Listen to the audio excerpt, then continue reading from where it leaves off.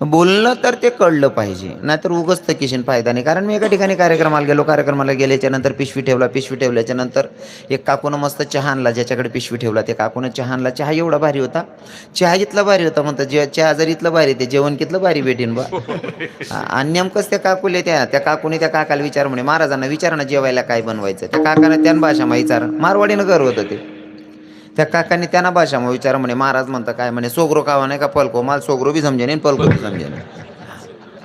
हां, मग नेमकं मी जेवणले बसणू मी सांग दिलं होतं सोगरो, कारण मला पलको म्हणताय जरा हलकट वाटणार ना म्हणून मी सोगरो सांगते ना बटनू जेवणले तो भाऊ ताजा ताजा डाळ भात खाय आणि मला बाशी भाकरीच ना कालाठी दे.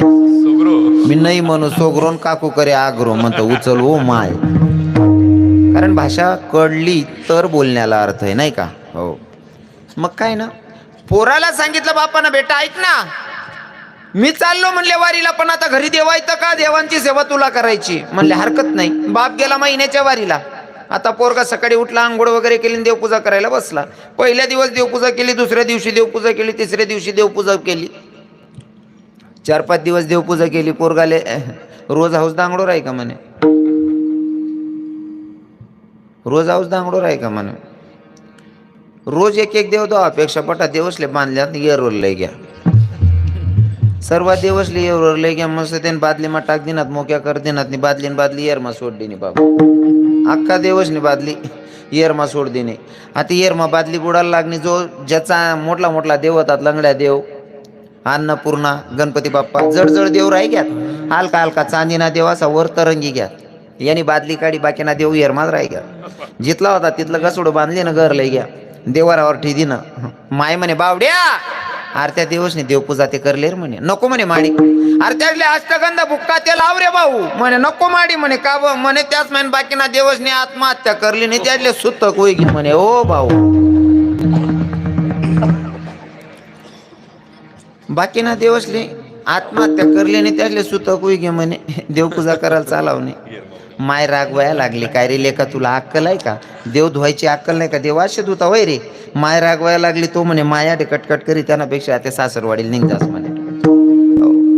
पायी पायी निघाला ना सासरवाडीकडे जायला निघाला. नेमकं सासरवाडीला पोहोचला. सासूबाईन जवायला दे का, माय म्हणा जवाई राहा ना. मग तो कितला आनंद राहत जवायला देखील जोरात ना. जवायला बघितल्याच्या नंतर सासूबाई म्हणे, जवाई बापू तुम्ही एक काम करा, तुम्ही उन्हात मी स्वयंपाक लावस तोपर्यंत तुम्ही देवदोय टाका म्हणे, तुम्हाला सासरा बी वारीला जायला शेत म्हणे. आता जवाई बापूले मायले नाही म्हणता येईल, पण सासूला नाही म्हणता येईल का बहिणीसो. आता जवाई बापू देवदो हाल बस ना. पहिला दिन देवदो आहे का, दुसरा दिन आको देवदो हाल बस ना. सासूबाई रोज देवारा काढ दे. तो म्हणे घर जासू, घर बी तोच दांगडो शे आणि आटे बी ते तोच दांगडो शे, मला जीवच ठेवणार नाही म्हणे. आते अहो भाऊनी अरे जंगलना मार्ग धरली ना, आते वीर मग उडी मार दिसून आत्महत्या करी मरसू, पण मी आते या देवदो भाऊने म्हणे. भाऊनी निघणार ना दर कोस दर मुक्काम जंगलना मार्ग. हो वीर मा उडी मारणार तोपर्यंत वीर मालकने हात धरा म्हणे. काय दादा काय करा ना म्हणे, काय नाही मला जीव ठेवणार नाही. येर मालक म्हणे, अरे आत्महत्या नको करू, भगवंताने एवढा चांगला नरदेह दिलाय मस्त, अरे आयुष्य जग ना, आनंद घे ना जीवनाचा. तुला काय वाटतंय ना, तुवर कर्ज होई जायले, तुला कर्ज होई ते कर्ज मी पेट टाकसू. श्रीमंत माणूस होता पवारवाला. तुवर कर्ज होई जायले, कर्ज पेट टाकसू. तुले जर कोणी जेवणले देत नसेल 2 टाइम नाही 3 टाइम मी जेवाडसो, तुला बिड्या काढ्यास ना शोक होईना, बिड्या काढ्या बी दिसू. वरिसले तू 4 ड्रेस वापरसो, मी 6 ड्रेसले दिसू. टेन्शन लिहू नको, तुला काही काम होत नाही ना, काम बी करू नको, फक्त बशी बशी मन कर ना, देव दोय टाकत जाय म्हणे.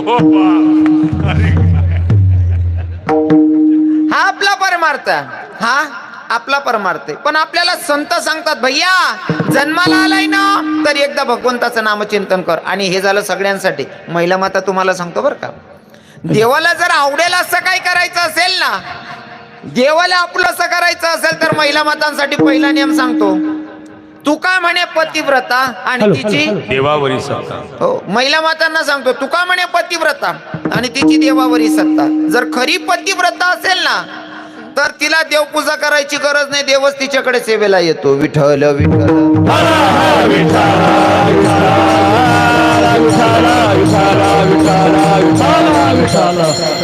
तुम्ही बशील येतात ना पाहून. हॅलो त्या बशी बसल्या ना काय. हॅलो आता काय बट आपटे की ना, ते काय उभं राहा ना, काय कराय आता दखूत ना. जिल्हा परिषद पंचायत समितीने टाइमले त्या बशी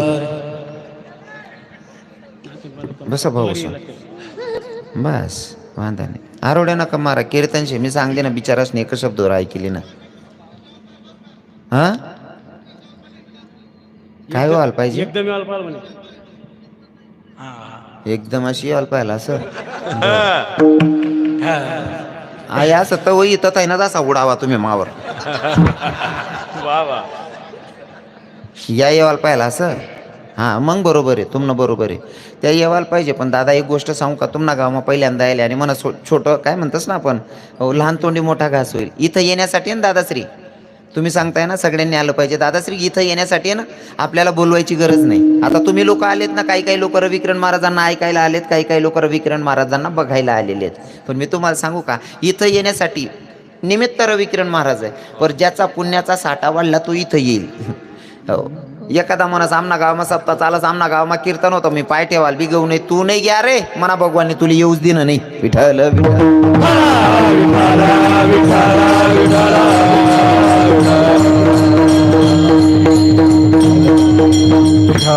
भगवंतापर्यंत जाणं, भगवंताच्या जवळ जाणं एवढं सोपं नाहीये दादा. माझे सेना महाराज सांगतात, संत सेना महाराज, हे पूर्वी जन्मी ज्याची असेल पुण्याई, पूर्वी जन्मी ज्याची असेल पुण्याई, पूर्वी जन्मी ज्याची असेल पुण्याई, पूर्वी जन्मी ज्याची असेल पुण्याई, तोची मुठी गाई हरीचे नाम, तोची मुठी गाई हरीचे नाम, तोची मुखी गाई हरीचे नाम, पूर्वजन्मी जाती असेल पुण्याई, पूर्वजन्मी जाती असेल पुण्याई, पूर्वजन्मी जाती असेल पुण्याई, पूर्वजन्मी जाती असेल पुण्याई. इथं येण्यासाठी सुद्धा पुण्याचा साठाचा सावा लागतो. बौद्ध सुकृताची जोडी म्हणून विठ्ठली आवडी, म्हणून विठ्ठली आवडी, म्हणून विठ्ठली आवडी. बौद्ध सुकृताची जोडी म्हणून विठ्ठली आवडी,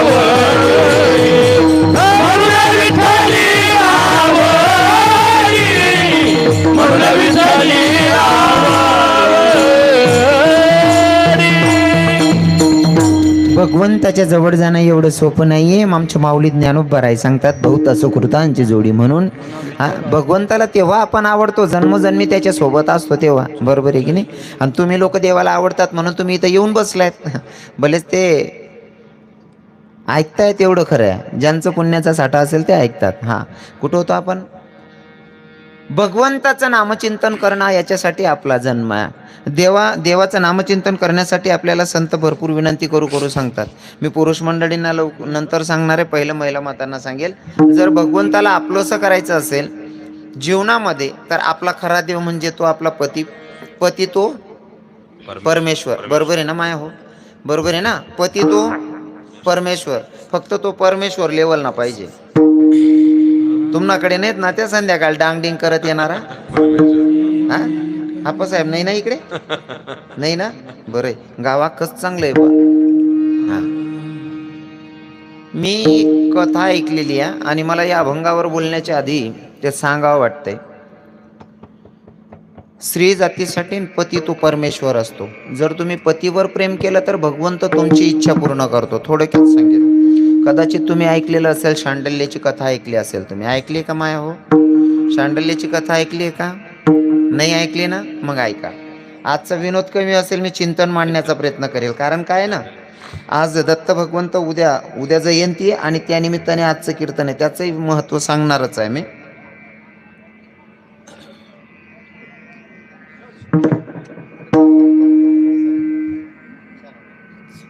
बोल नका रे हो भाऊसा, मी येले रे म्हणा कार्यक्रम पार पाडल्या रे हो भाऊसा. मला सुकना जीवत घर दाडा रे. तुम्ही काय दाती गाली भाऊ? आते बसिले अरे आप्पा. हो जुना काका बटिले आते. उडजू नको हा ते. महिला मतांसाठी मला सांगायला आवडेल शांडल्याची कथा. 2 बहिणी होत्या. भगवंताला आवडेल, भगवंताला पचेल असं करायचं असेल, देव आपुलासा करण्यापेक्षा देवावर तुमचा अधिकार होतो तो कसा होतो तो ऐका. 2 बहिणी आहे, एक पतिव्रता आणि एकीनं लग्न केलेलं आहे. सॉरी, साध्व्या. एक पतिव्रता एक साध्व्या. दोघी बहिणींची कुटिया जवळ जवळ होती. साध्वीची पण कुटिया आणि पतिव्रतेची पण कुटिया. लक्षपूर्वक ऐका. जेव्हा आज्ञेने स्पर्श केला ना तर साध्वीची कुटिया जडत होती पण पतिव्रतेची कुटिया जडत नव्हती. जी साध्वी होती तिने बघितलं, बाई ग मी साध्वी असल्यावर माझी कुटिया जडत्या, तू लग्न केलेला, तुला पुरुषाचा स्पर्श असल्यावर तुझी कुटिया जडत नाही. म्हणले काय कारण असू शकतं, माझ्यापेक्षा तुझं तप जास्त आहे का ग? तेव्हा त्या बहिणीनं सांगितलं, ताई स्त्री जातीला साध्वी राहण्यापेक्षा पतिव्रता जर राहिलं तर साध्वीपेक्षा मोठा अधिकार असतो. म्हणे कसं बाई? म्हणे ऐका, तू साध्वी आहे तरी तुझी कुटिया जडते, मी पतिव्रता आहे माझी कुटिया जडत नाही. याच्यावरनं अंदाज लाव भक्ती कोणाची जास्त असेल. म्हणले बाई तू जशी पतिव्रता आहे ना तशी मला पण पतिव्रता व्हायचंय, त्याच्यासाठी काहीतरी पर्याय सांग. म्हणले पाय, सोमवारचं व्रत करायचंय. श्रावणला लास्टवाला सोमवार असेल ना, शेवटचा सोमवार, शेवटच्या सोमवारी तुझं व्रत पूर्ण झालं पाहिजे. आणि शेवटच्या सोमवारी पहाटे उठायचं ब्रह्ममुहूर्तावर. ब्रह्ममुहूर्तावर उठून तू महादेवाची पूजा करायची. पूजा करून आल्याच्या नंतर जेव्हा तू उतरशील ना पायरीला, पहिला व्यक्ती जो भेटेल त्याच्या गळ्यात माळ घालायचा आणि त्याला तुझा पती मानायचा. बाईनं व्रत केले सोमवारचे आणि शेवटचा उपवास होता सोमवारचा. महादेवाच्या मंदिरावर गेली, हो, घंटानाद केला. घंटानाद केल्याच्या नंतर परिसरात त्या मंदिराचे भिकारी झोपलेले होते. एका भिकाऱ्याला जाग आली. त्याला वाटले पहाटे जर कोणी देवाची दर्शनाला, देवाची सेवा करायला आला असेल तर कोणीतरी मोठं माणूस असेल, मोठा व्यक्ती असेल, आपल्याला काहीतरी मोठं दान करून जाणार आहे. तो उठून बसला आणि मंदिराच्या पायथ्याशी येऊन उभा. मंदिराच्या पायरीजवळ येऊन उभा. या बाईनं पूजा वगैरे केली, देवाचं दर्शन घेतलं. उतरते तोपर्यंत तो भिकारी उभा होता. पण तो भिकारी काय साधारण नव्हता माया हो, तो महारोगी होता. महारोगी होता. या बाईनं फुलार आणावा आणि त्या महारोग्याच्या गळ्यात टाकावा. त्या महारोग्यानं सांगितलं, म्हणले बाई मी तर भीक मागण्यासाठी उभा आहे, तुम्ही माझ्या गळ्यात फुलार नका टाकू, मी महारोगी आहे. त्या बाईनं सांगितलं, काही का असे ना, माझ्या बहिणीनं सांगितलंय मला पतिव्रता व्हायचंय आणि जर पतिव्रतेचा अधिकार मोठा असेल तर मी पतिव्रता होऊन दाखवेल. महारोग्याच्या गळ्यात माळ टाकली. महारोग्याला उचललं, कुटियावर नेलं. महारोग्याचं स्नान वगैरे घातलं. हो, त्या महारोग्याची सेवा करायला लागली. बरेच दिवस निघून गेले. पर ते कसं असतं नाही का, माणसाचा जो मूळ स्वभाव असतो का रविदादा साहेब, जो मूळ स्वभाव असतो का तो मूळ स्वभाव माणसाचा जात नाही. कदाचित आमचे नाथ बाबा सांगतात, हे मूळ स्वभाव स्वभाव जाईना आणि मूळ स्वभाव जाईना, मूळ स्वभाव जाईना आणि मूळ स्वभाव जाईना, स्वभाव जाईना, मूळ स्वभाव जाईना, स्वभाव जाईना, मूळ स्वभाव जाईना. भिकारिया महारोगिया त्याचा मूळ स्वभाव जाणार आहे का? फॉर एक्झाम्पल एक उदाहरण म्हणून सांगेल. एक भिकारी अशी भीक मागत होती. भिकाऱ्याची मुलगी, माय पण भीक मागत होती, बाप पण भीक मागत होता आणि पोरगी पण भीक मागणारी. आता भीक मागत असताना एका कलेक्टर साहेबाची गाडी जात होती. त्याचा पीए गाडीमध्ये बसलेला कलेक्टर साहेब होता. आता गाडीमधनं त्या भीक मागणाऱ्या पोरीकडे बघितलं. बघितल्याच्या नंतर कलेक्टर साहेबाला वाटलं की पोरगी लई सुंदर आहे. पीएला सांगितलं, म्हणले मला पोरगी आवडली, मला तिच्यासोबत लग्न करायचंय. मला मूळ स्वभावावर बोलतोय, लक्षपूर्वक आहे का? हा. आता म्हणले या पोरी बरोबर लग्न करायचंय. पीए म्हणे आता राजा बोलेन दल आले. आपला कलेक्टर नका डोकं पिरी घ्या का गोया सरी घ्या तू. एवढा कलेक्टर आणि भिकारीन पोर बरोबर लग्न करा सांगाच. पण काही का असे ना, म्हणले आपल्या साहेबांनी सांगितलं ऐकावं लागेल. नेमका त्या पोरीच्या मागं मागं गेले ते पीए साहेब, पीए, आणि बरोबर ती पोरगी त्या कुटियामध्ये गेली. झोपडपट्टीमध्ये घर होतं. कुटियामध्ये उशिरली. आता हा कलेक्टर साहेबांचा पीए गेला, त्या पोरीच्या बापाला भेटला. म्हणले साहेब, अहो दादा, तुमची पोरगी आमच्या कलेक्टर साहेबांना आवडली, आमच्या कलेक्टर साहेब तिच्यासोबत लग्न करायचं म्हणतायत. म्हणे लग्न करायचं? म्हणे हां. तो भिकारीला असं वाटे आपण भिकारी आहेत, आपली पोर भिकारी, कलेक्टर कसं काय लग्न करीन, एका पसाड राहणार. तो मागे पुढे करे, पण बाई म्हणे हे कलेक्टर जवळ भेट राहणार, आपल्या कुठे जाडा जुडाला लायदी कर द्या म्हणे. हा म्हण द्या. आता हो म्हणलं. पोरगीनं लग्न होई, लग्न व्हानंतर मुंबईसारख्या सिटीमा, पुण्यासारखी सिटीमा कलेक्टर साहेबांना भिकारीच्या पोरीबरोबर लग्न केलं म्हणल्यावर त्यांनी मोठा फंक्शन ठेवलं. फंक्शन ठेवल्याच्या नंतर हे सगळे जेवायला गेले. कलेक्टर साहेब त्याच्या बायकोला घेऊन गेला. बायकोला घेऊन गेल्याच्या नंतर पंक्तीत कलेक्टर साहेबांचं जेवण झालं. तर कलेक्टर साहेबांची बायको जेवायला बसली. पक्वान्नाचं ताट समोर आहे, घास उचलणार तोपर्यंत बाजूच्या बाया म्हणे, हे ताई इथं अशी पद्धत आहे, जोपर्यंत नवरी पोरगी नाव घेत नाही तोपर्यंत जेवता येत नाही. आई म्हणे पहिली दाव चांगलं समोरून आणि या खाऊ बिदी राहण्यात नाही. म्हणे ताई जर जेवायचं असं नाव घ्यावं लागेल. आता नाव लिहिणं पडीन म्हणल्यावर आई बहीण म्हणे नाव जर लिहिणार खाऊ देवात नाही, मग नाव लिहिणं पडीन. मग तिच्या पद्धतीनं नाव घेते ती. कसं? हे चांदीना ताट ताटमावता सोनाना गल्लास, चांदीना ताट ताटमावता सोनाना गल्लास, गल्लास मावती दूधनी साय, चांदीना ताट ताटमावता सोनाना गल्लास, गल्लास मावती दूधनी साय, मना कलेक्टरले भूक लागणे भाकर दे ना माय. कोण होती ती? भिकाऱ्याची मुलगी. कलेक्टर सोबत लग्न केलं तरी सुद्धा तिचा मूळ स्वभाव गेला का? मूळ स्वभाव जात नाही. हा भिकारी. पण एका पोरीनं आपल्याला पतिव्रता व्हायचंय आणि त्याच्यासोबत लग्न केलं महारोग्याच्या सोबत, पण त्याला बाहेर फिरायची सवय, त्याचा मूळ स्वभाव ना. त्यानं पत्नीला सांगितलं, म्हणले पाय ना तू भरपूर सेवा करते पण मला की नाही बाहेर फिरायची सवय ग, जोपर्यंत बाहेर जात नाही तोवर म्हणाला माझं चित्तच लागना म्हणले. मग बाई म्हणते काय काळजी करू नका, मी नेते तुम्हाला फिरायला. आता बाईनं मस्त पाटी तयार केली, पाटीमध्ये पतीला बसवलं आणि बसून गावामध्ये हिंडत होती, फिरवत होती. आता फिरणं झालं, घराकडे येत असताना एक गल्ली शिल्लक होती, एक गल्ली राहिली होती. बाई जात होती तोपर्यंत तिच्या पतीनं सांगितलं, म्हणले ऐक ना अगं तू ती समोरची गल्ली आहे का, त्या गल्लीमध्ये नेलंच नाही म्हणले मला फिरायला. बाई म्हणते हरकत नाही, त्या गल्लीतून नेते ना. त्या गल्लीतून जात असताना एक स्त्री केस मोकळे करून ओट्यावर बसलेले होते. केस मोकळे होते आणि बाईनं केस मोकळे करून बसावं. या भाऊनं बघितलं, पाठीमधूनच बघितलं. हा तिथूनच नाराज झाला. कुटियावर गेली बाई, नवऱ्याला बसवलं. तो नर्वस बघितला आणि पत्नीनं विचारला, हो मी पतिव्रता होण्यासाठी तुमच्यासोबत लग्न केलंय, तुम्हाला नाराज बघायचं नाहीये. काय झालं? तुमची इच्छा होती ना गावात फिरायचं, पूर्ण गाव फिरवलं, मग तुम्ही नाराज का होऊ नाही? तर म्हणले नको, तुला सांगायची इच्छा होत नाही. अहो सांगणार नाही तर तुमच्या मनासारखं कधी होणार आहे? म्हणले सांगा ना. म्हणले बघ ज्या शेवटच्या गल्लीत मी तुला घ्यायला सांगितलं होतं फिरायला. म्हणे हो. मग त्या गल्लीत एक बाई बसली होती केस मोकळे करून. म्हणे हां माझी इच्छा अशी की एकदा माझी इच्छा पूर्ण करण्यासाठी त्या बाईकडे ने म्हणले मला. ही म्हणते महारोग्यासोबत लग्न केलं पण त्याचे विचार पण केवढे घाण आहेत, पण हरकत नाही नेते म्हणले तुम्हाला, कारण मला पतिव्रता व्हायचं आहे. पतिव्रतेचा नियम असा आहे की पतीचा एकाही शब्दात अपमान नाही, पतीला एकाही शब्दात दुखवायचं नाही, असं पतिव्रतेचे नियम आहेत. मग म्हणले मला पतिव्रता व्हायचं आहे, आता माझ्या नवऱ्याच्या मनासारखं करावं लागेल. हरकत नाही. ती जी व्यवसाय करणारी बाई होती, हो ती बाई व्यवसाय करणारी होती. आता तिच्याकडे गेली, म्हणले बाई सॉरी तिच्याकडे गेली नाही, तिच्याकडे बोलायची हिंमतच होत नाही, कारण ही तर पतिव्रता आहे ना. मग हिने काय केलं, तिच्याकडे जायची, रोज सडा रांगोळी करायची पहाटे जाऊन आणि सडा रांगोळी करून येऊन जायची. ती बाई विचार करायची मी व्यवसाय करणारी बाई, माझ्या दारात येऊन सडा रांगोळी करणारा कोण आहे, तुळशीला पाणी घालतंय कोण.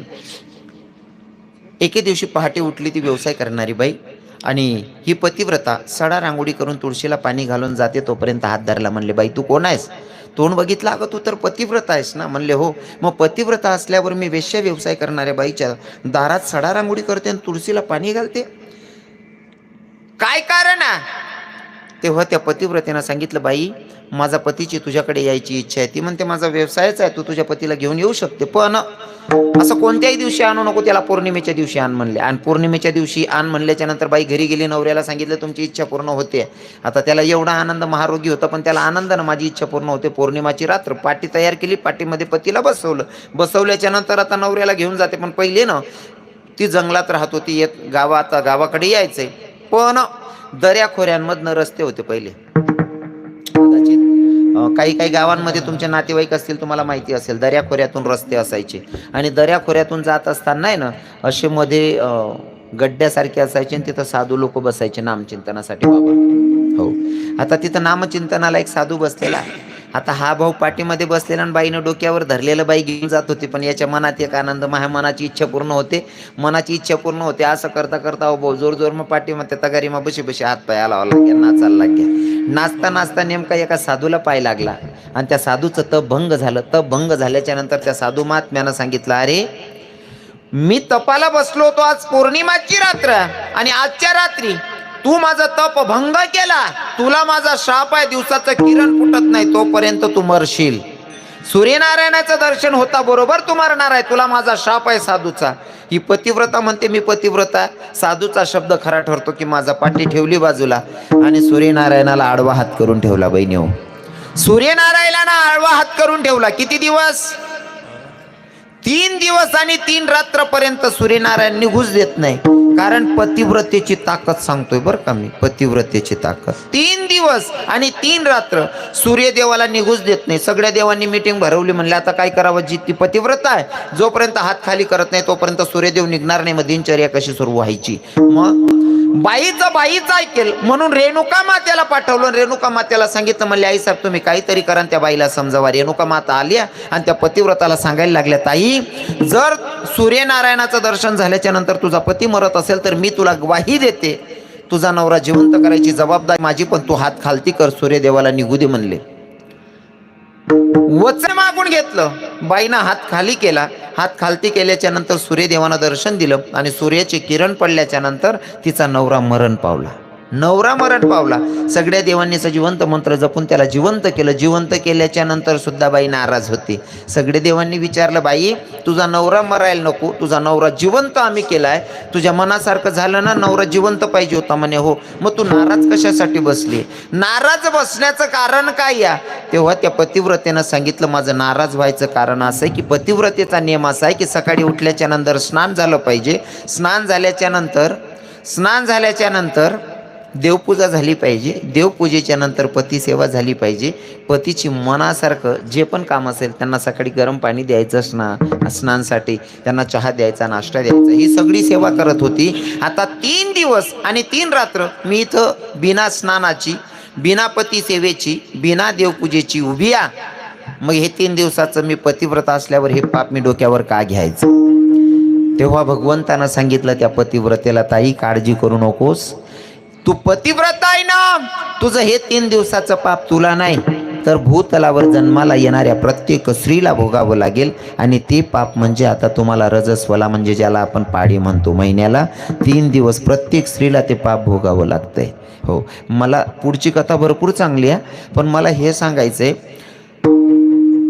देवाला काय आवडेल? तुम्ही देवपूजा केल्याच्या नंतर देवाला आवडेलच, पण अजून विशेष महिला मातांना जर पतीची सेवा केली तर ते देवाला खूप आवडते. विठ्ठल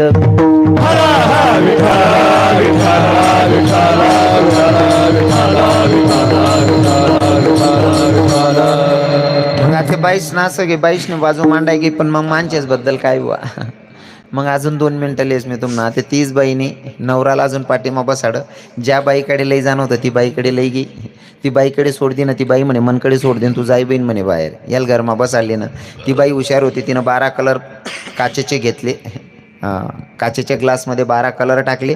प्रत्येक ग्लासमध्ये पाणी टाकलेलं होतं, फक्त कलर वेगवेगळे होते. एक ग्लासमा लाल कलर, दुसरामा पिवळा, तिसरामा हिरवा, असा 12 कलर वेगवेगळा होतात. या मा रुगेल म्हणे पहिल्या ग्लासनं पाणी पे म्हणे, आणि प्रत्येक ग्लासमा साखर टाकी ठेवली होती, फक्त कलर चेंज होतात. पहिल्या ग्लासनं पाणी पे म्हणे, कसा लागणं म्हणे गोड म्हणे, दुसरं म्हणे गोड, हा हिरवा कलर पे म्हणे, कसा लागणं गोड म्हणे, हा लाल म्हणे गोड. पूर्ण 12 ग्लासच म्हणा, एक गोड पाजा म्हणे, कसा लागणं म्हणे गोड. पायमाना चप्पल काढीन एक तोंडवर दिनी. तसंच म्हणे स्त्री जातनं प्रत्येक ना आनंद सारखा जे, फक्त नालायक तू कलरवर जास म्हणे. विठ्ठल